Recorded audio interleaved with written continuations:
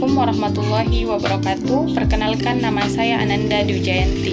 Pada kesempatan kali ini saya akan menjadi moderator sekaligus pembawa materi Assalamualaikum warahmatullahi wabarakatuh. Perkenalkan, nama saya Hikmawati. Assalamualaikum warahmatullahi wabarakatuh. Saya Siti Sarida.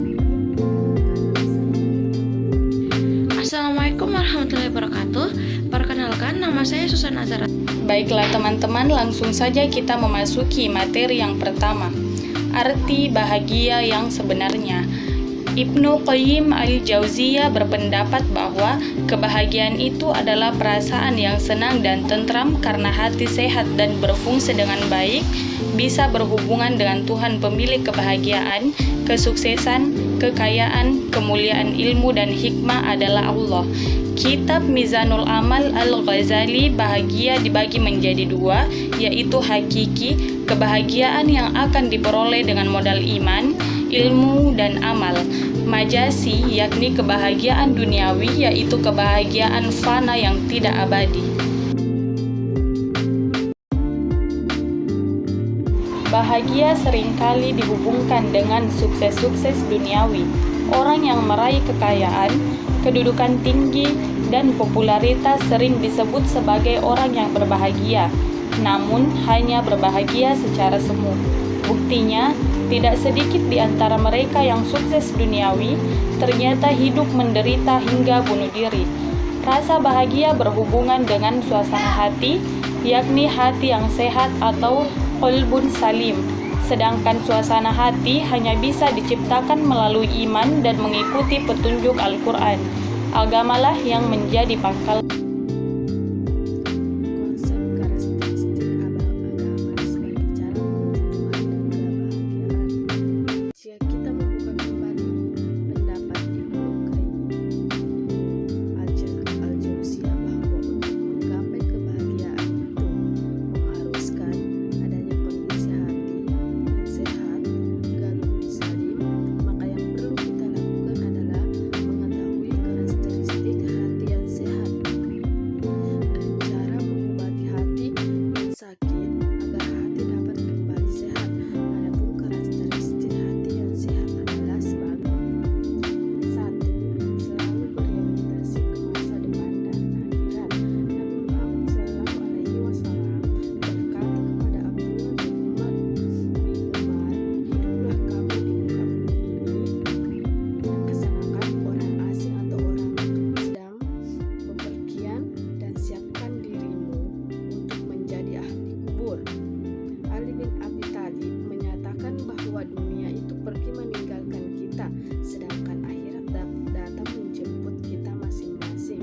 Bagi ada ahlinya, maka jadilah dirimu. Bagi dari ahli dunia sebagai sekarang adalah waktu beramal dan tidak ada hijab, sedangkan nanti di akhirat ada hisab, tetapi tidak ada amal. Selanjutnya, konsep dan karakteristik agama sebagai jalan menuju Tuhan dan kebahagiaan. Yang pertama, selalu mendorong pemiliknya untuk kembali kepada Allah. Tidak ada kehidupan, kebahagiaan, dan kenikmatan kecuali dengan ridha-Nya dan dekat dengannya. Berzikir kepada Allah adalah makanan pokoknya. Rindu kepada Allah adalah kehidupan dan kenikmatannya. Yang kedua, tidak pernah lupa dari mengingat Allah atau berzikir kepada Allah.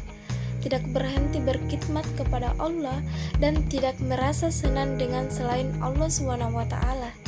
Yang ketiga, jika sesaat saja lupa kepada Allah, segera ia sadar dan kembali mendekat dan berzikir kepadanya. Yang keempat, jika sudah masuk dalam sholat, maka hilanglah semua kebingungan dan kesibukan duniawinya, dan segera ia keluar dari dunia sehingga ia mendapatkan ketenangan, kenikmatan, dan kebahagiaan. 6. Berlinanlah air matanya serta bersukalah hatinya. Yang kelima, perhatikan terhadap waktu agar tidak hilang sia-sia melebihi perhatian kepada manusia lain dan hartanya. Yang keenam, hati yang sehat selalu berorientasi kepada kualitas amal bukan kepada amal semata. Oleh karena itu, hati selalu ikhlas mengikuti nasihat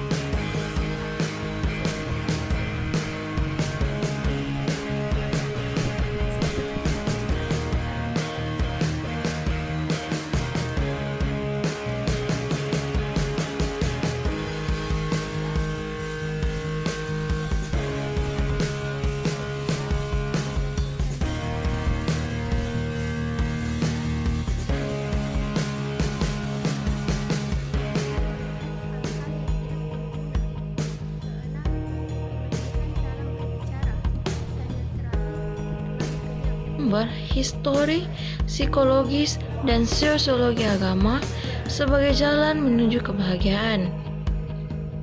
Nah, histori beragama adalah kebutuhan yang hakiki. Kebahagiaan yang ditemukan jika ada keserasian antara akal atau mencari dan sampai kepada Tuhan dan wahyu seperti kisah Nabi Ibrahim alaihissalam. Psikologi, manusia membutuhkan ketenangan jiwa, ketentraman hati, dan kebahagiaan rohani. Hal ini didapat jika dekat dengan Tuhan. Tuhan yang Maha Suci hanya bisa didekati dengan jiwa yang suci. Sosiologi, manusia adalah makhluk sosial. Kebahagiaan diperoleh manakala manusia diterima dan dihargai oleh lingkungannya dan mendekatkan diri kepadanya. Kesimpulan yang dapat diambil dari materi ini yaitu tujuan hidup manusia adalah sejahtera di dunia dan di akhirat. Dengan kata lain, dapat disebutkan bahagia di dunia dan bahagia di akhirat. Untuk menggapai kebahagiaan mustahil tanpa landasan agama. Agama yang dimaksud adalah agama Tauhidullah. Mengapa kebahagiaan tidak mungkin digapai tanpa Tauhidullah? Sebab kebahagiaan hakiki itu milik Allah. Kita tidak dapat meraihnya kalau tidak diberikan oleh Allah. Untuk meraih kebahagiaan itu, maka ikutilah cara-cara yang telah ditetapkan Allah dalam agamanya. Jalan mencapai kebahagiaan selain yang telah digariskan Allah adalah kesesatan dan penyimpangan.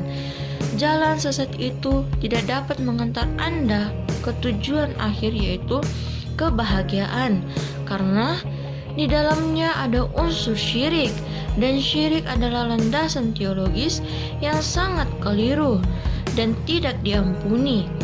Jika landasannya salah, maka bangunannya yang ada di atasnya juga salah dan tidak mempunyai kekuatan alias rapuh. Oleh karena itu, hindarilah kemusyrikan supaya fondasi kehidupan kita kokoh dan kuat. Landasan itu akan kuat dan kokoh kalau berdiri di atas Tauhidullah.